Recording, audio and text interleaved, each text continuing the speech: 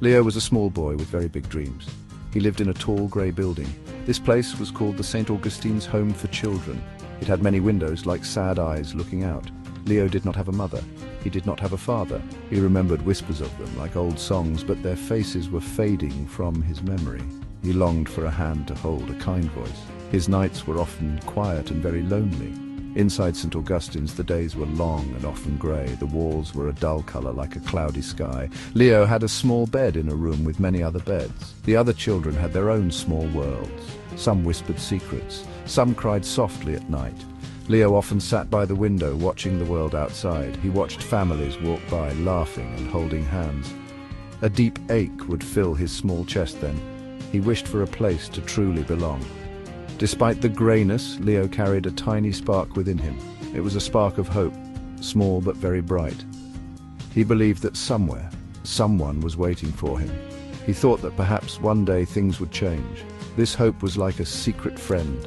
It kept him company in the quiet moments. It whispered stories of courage and happy endings.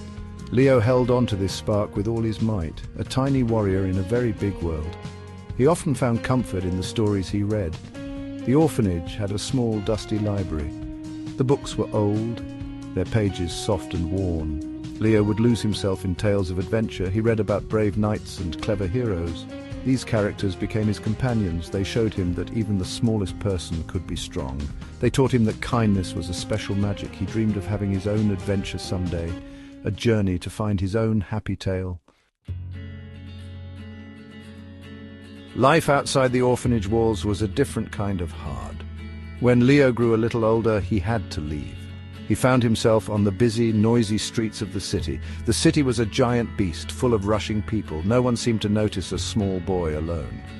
Finding food was a daily struggle. His stomach often rumbled with a hollow ache. He learned to search for discarded scraps, his heart heavy.